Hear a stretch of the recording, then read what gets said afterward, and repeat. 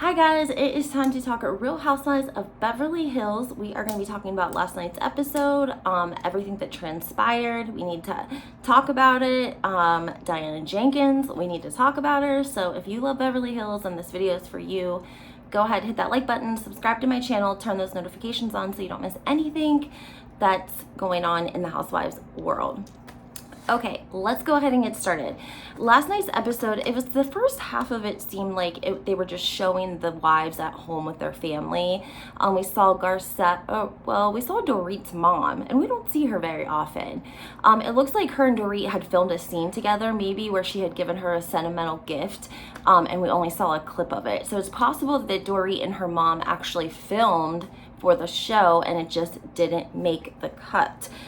Very, very possible, right? That I thought was kind of, you know what I mean? It wasn't very super interesting. I didn't find it super interesting. What I did find very interesting was, let's fast forward.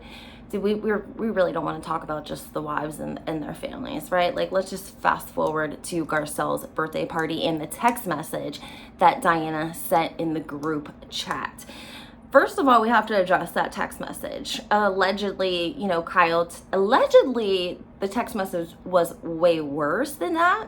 It was actually just Kyle gave a watered down version of what the text message said, but allegedly it was much, much worse than what Kyle said, and that's why nobody showed us. Typically whenever there's a group chat and something like that happens, Bravo will take the group chat and they will post the conversation from the ladies, and they didn't do that with Diana. Right? That's because the text message was way worse than what they told us it was. Now, she ends up going to Garcelle's party, right, with her husband. We see Kyle and Mauricio there. Kyle's wearing a black jumpsuit, sort of, with sheer over it. It didn't look, I love sheer, but that wasn't my favorite look for Kyle. That's just my opinion. I would like to know what you guys thought of their looks. I thought Garcelle looked amazing. She was in an all-white dress with the big, puffy popcorn sleeves.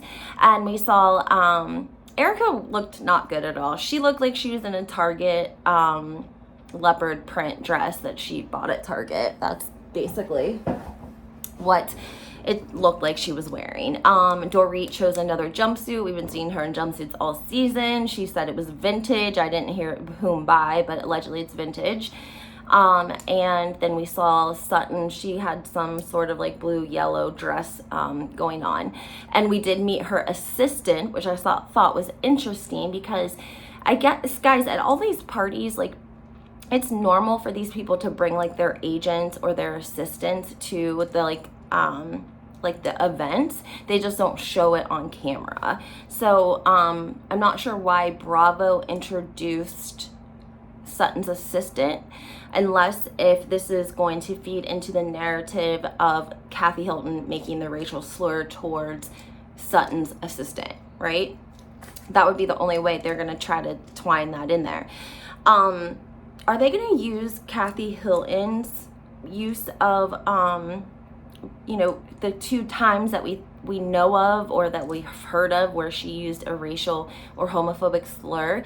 Do you guys think that they are trying to distract us with Diana from Kathy?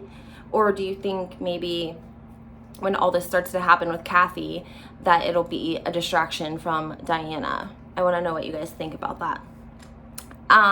Lisa's not there because she's in New York, and Denise does not show up tonight, which Garcelle says she's very hurt and she's upset about that. Denise did not show up to her party. Erica got real aggressive and was like, you know what, Garcelle, she's effed you 3 times now, F her. And she was just talking very, very vulgar and very, aggressive. Like, don't be a little bitch boy, basically. Like, now she screwed you 3 times. We don't want to hear it anymore, basically, right?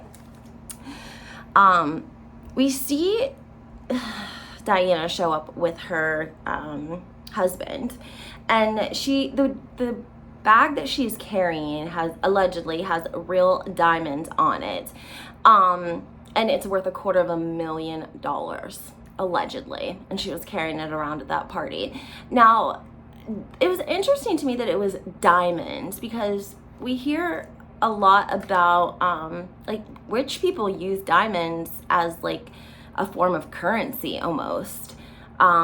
It's not uncommon, right? I know somebody in the comments is going to tell me that I'm right about that. So I found that very interesting that she had $250,000 worth of diamonds on her handbag. And her husband goes, do you want me to take it to the car? Like, it's probably safer with Diana than in the car. Like, right? I mean, can't somebody just break a window and grab it if they see it in your car?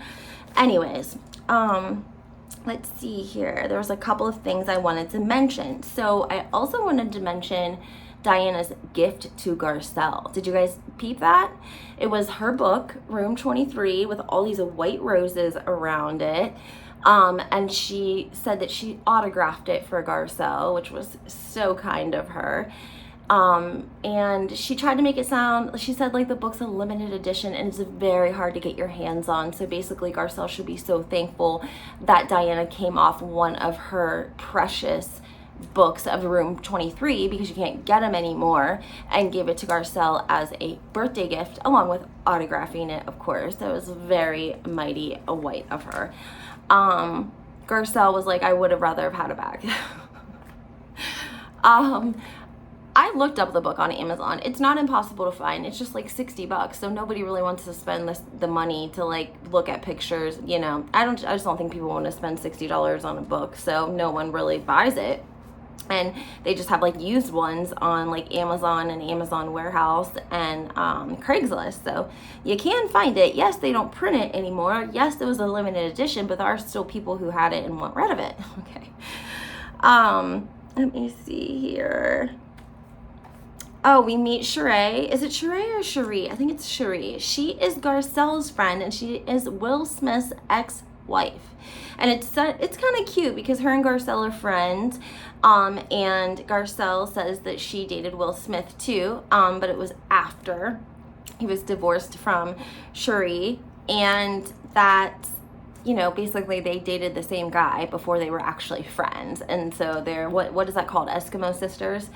That's basically what they are. That's like the little inside joke with them, that they laugh because they both, you know, slept with Will Smith, basically. And did you guys peep the conversation that she was having about Will coming to Cherie's birthday party, and how Garcelle's asked if Jada was there, and she was like, oh no, Jada has her own things going on and her own people. She wasn't there.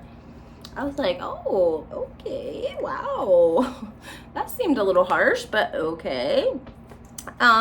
She starts talking about her vagina and how she was at war with, well, I don't know what she was really saying. I think everyone was pretty confused by that. But we like her. She seems really nice. Maybe it will be good for the cast to get somebody else in there to spice things up, because we know without Garcelle and Sutton, without those two, we would not be having a good season, okay?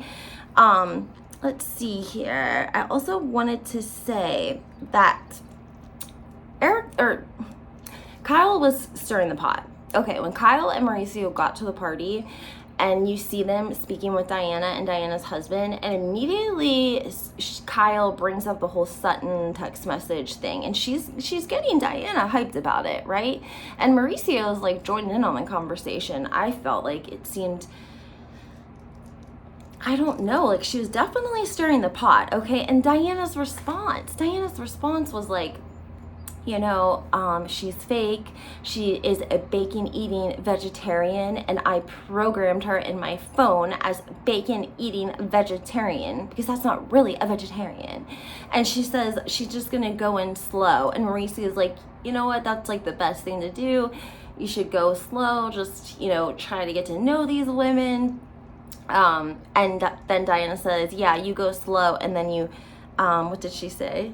You go in for the kill. Oh, she goes, and then you kill. So she says, go slow. Just gonna go slow. I'm gonna take it slow. I'm just gonna, you know, take it slow. And then I'm gonna go in for the kill.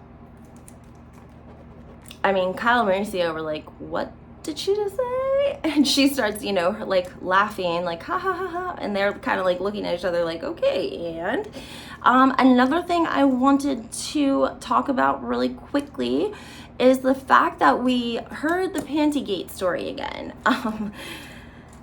Crazy how we are hearing the Pantygate story again at this birthday party, and I'm not sure how it got. Oh, it got started over the new girl talking about her vagina, and they started talking about how allegedly PK stared at Erica's vajayjay all night at this party because she didn't have any underwear on. So then they fall back to the clip of Erica sitting next to LVP, like making a joke about how she didn't want to wear underwear because it didn't look good with her dress. And PK admitted that he like looked at it and stared at it because he said he couldn't help it. And Dorit knows that he did that as well, because in her confessional she says, she goes, what are you supposed to do if something's right here in front of your face? You have to look at it. So she was agitated. I think that Erica brought that up. I think she was real agitated. And then, of course, perfect timing, PK comes over. I feel like that was staged. But he doesn't stay and talk at all. He doesn't really give us anything. He just gets a drink, leaves. We don't see him anymore. We wrap up with a argument it starts between Sutton and Diana. Sutton engages a conversation with Diana. Diana calls her boring. I just think Sutton takes the same approach with everyone, and I just don't think that Diana receives her well at all. And I don't think Diana wants to receive her. I think that she is like trying to pick on the weak link in the group, and she's leaving Crystal alone because I don't know, who knows what they do in private, what their conversations are like. So I feel like she's going after Sutton because she thinks Sutton is an easy target, and she thinks she's like emotional. And I think that she's not going to get away with it because Garcelle's not going to let her. And I think that this is like the dream team of Beverly Hills housewives, Garcelle and Sutton. And they are like really riding for each other and sticking up for each other. And I love that. Like, Sutton was pissed about the text message and how Diane had put in there, like, spelled Garcelle's name wrong and made a comment about how she would think that she was rude. And Sutton was like, that's bullshit. And then whenever they were talking, Kyle, of course, comes over, and Garcelle gets so frustrated with Diana that she ends up walking away because she's being so childish to Sutton, like calling her boring and etc., that Garcelle's like, this is ridiculous and I'm just getting up. My kids are here, my family's here, it's my birthday. I'm not doing this with you ladies. So they continue to argue back and forth. And that's what we're left with, guys. I mean, really, that's what we're left with. We're left with Diana and Sutton arguing over, really, they don't really have anything to argue over. I'm glad we met a new girl. That was amazing. I did not miss Lisa Rinna in this episode at all. And I also wanted to say, love that we saw Garcelle's kids. I did a video on Oliver, her son. He's in recovery. He lives in Las Vegas, has a son. He's doing amazing out there. He works for Lisa Vanderpump. That's the association between Oliver, Lisa Vanderpump, and Garcelle. All right, guys, that wraps it up for the Beverly Hills. Let me know your thoughts and comments. Yeah, let me know what you guys think. And then going to be doing a live soon, so make sure you turn those notifications on.